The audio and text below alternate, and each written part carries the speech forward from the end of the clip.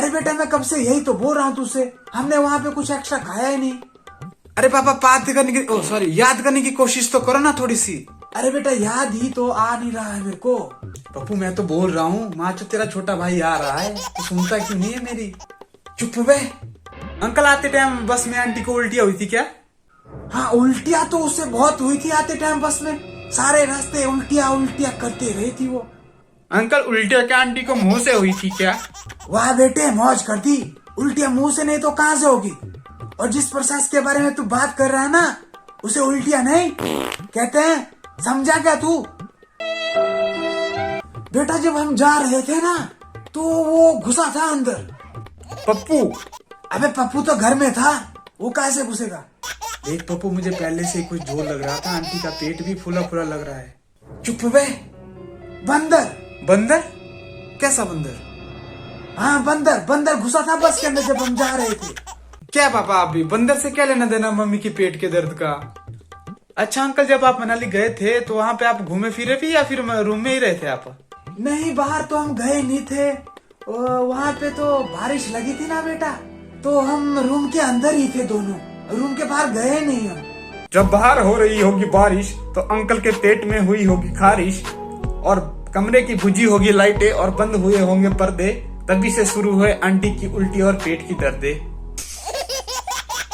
अमीर बेटा खाना खाया तूने घर में? नहीं अंकल मैंने तो कुछ भी नहीं खाया आज। तो लात खाएगा मुझसे? अच्छा अंकल आप एक बात बताओ मुझे, आप हेलमेट पहनते हो अंकल? आप हेलमेट? क्या मतलब तुम्हारा? नहीं अंकल आप गलत सोच रहे हो, मैं पूछ रहा हूँ जब आप बाजार जाते हो ना, बाजार सब्जी लेने कभी, तो आप स्कूटर चलाते टाइम हेलमेट पहनते हो या नहीं पहनते हो? नहीं बेटा हेलमेट तो मैं पहनता ही नहीं ना, जब मैं जाता हूँ तो हेलमेट का वो शीशा आगे लगता है तो चश्मा दिखता नहीं है मेरे को, मैं हेलमेट पहनता ही नहीं हूँ। पप्पू माँ जो तेरे पापा पे जो मेरा शक है वो यकीन में बदल रहा है। Oh no! अच्छा अंकल आप बताओ मुझे, आप जुराबे पहनते हो? जुराबे जूतों के अंदर जुराबे पहनते हो अंकल आप? ना जुराबे तो मैं पहले से नहीं पहनता था, जो पसीना आता है ना मेरे पैरों में बहुत सारा, जुराबे तो मैं पहनता ही नहीं जूते के अंदर पहले से। माचो पप्पू तू समझा कुछ इसका मतलब? तू समझा क्या? नहीं तो मैं तो नहीं समझा। अमीर तू समझा इसका मतलब? अबे इसे समझने का तो सिर्फ पप्पू का ही हक है, और आंटी की इस हालत को देख के मुझे पहले से ही अंकल पे शक है। अमीर बेटा ऐसा कर, अपने मन में 5-6 गालियां सोच के रख, जो सोच मैंने तेरे को दे दी है। और पप्पू तू टेंशन ना ले, तेरी मम्मी को ज्यादा कुछ नहीं हुआ है, शायद गैस्ट्रिक हुई है तेरी मम्मा को। हाँ पापा ऐसा ही हो तो अच्छा रहेगा।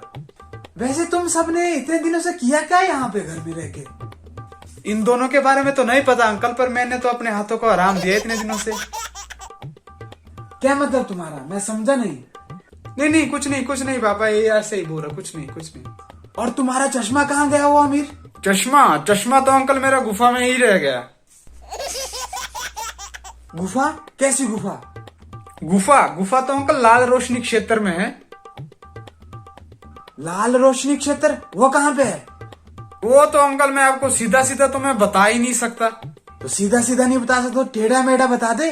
अंकल जब आपको लगता है कि आप किसी खेत को हल से नहीं जोत सकते तो आप क्या करोगे? अरे जहाँ पे हल नहीं लगेगा तो मैं तो ट्रैक्टर का उपयोग करूंगा ना मैं वहाँ पे।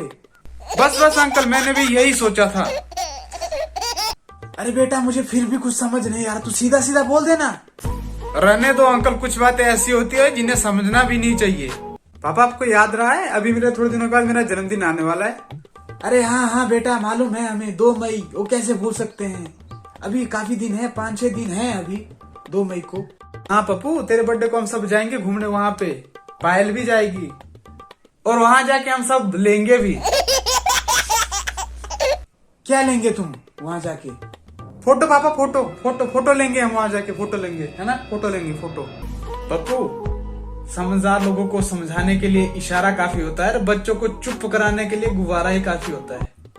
हो गए बेटे में ठीक हो गए मैं।